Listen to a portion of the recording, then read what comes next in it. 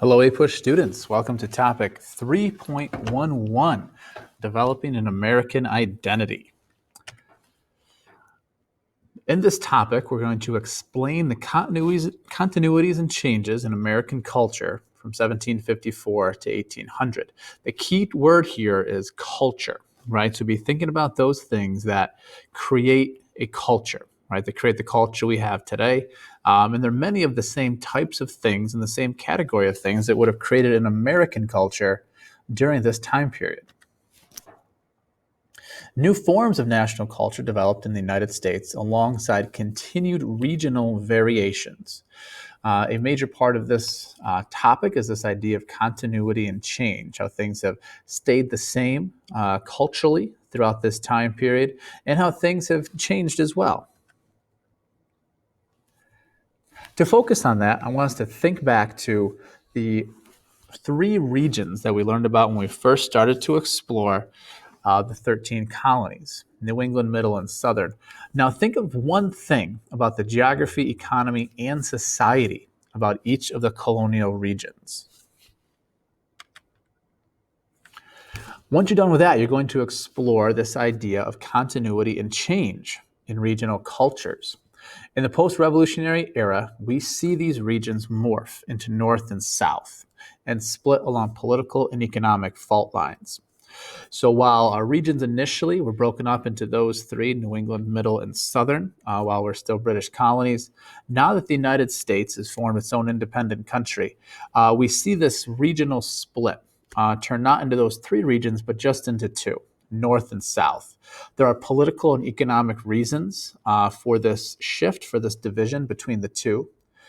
Using what you've learned in previous topics in regard to the political parties, what are some aspects and features of those parties that have continued from your chart on the previous page, right? So when we look at the defining characteristics of the Federalists or the Hamiltonians and the specific aspects of Democrat Republicans or Jeffersonians, what are some things there that are the same as you had on your previous list, those previous geographic, economic differences in the regions? And what are some things that are new? What are some new aspects that are brought into the differences between these two political parties? The next key concept of this topic explores is ideas about national identity, increasingly found in expressions of works of art, literature, and architecture. So when we had our very beginning here, we looked at that original learning objective, and we looked at what are some things that make up a society's culture. These are the same from 1754 to 1800 as they are today. Our art, our literature, and our architecture, amongst other things, make up our unique American identity today, just as they did then.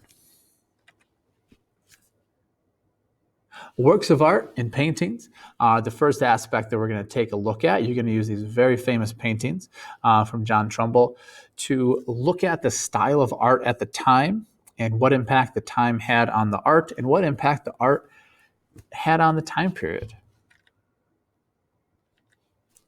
You're also going to look at literature. Many examples of early American literature of this time that we could have used. One example that you see a lot of is Benjamin Franklin's Poor Richard's Almanac. This yearly publication had all sorts of funny quips, satirical quotes, different bits of advice, and it really illustrates America at this time with this common sense, kind of down-to-earth advice and stories and tales and things like that. Architecture is another thing that separates a place's culture and that makes it truly unique to a time and place. Here are three very famous buildings of the era, built in what's known as the Federal style. And we want you to make some observations about this collection of buildings. What are some things that you notice similar to them all? The building at top there is Monticello. This is the home of Thomas Jefferson. The building in the middle is Montpelier. This is the home of James Madison. And the one at the bottom, hopefully you all recognize, this is the Granger Homestead on Main Street here in Canandaigua. Once you've gone through all that, click on the Khan Academy link here below to test your knowledge with a few practice multiple choice questions.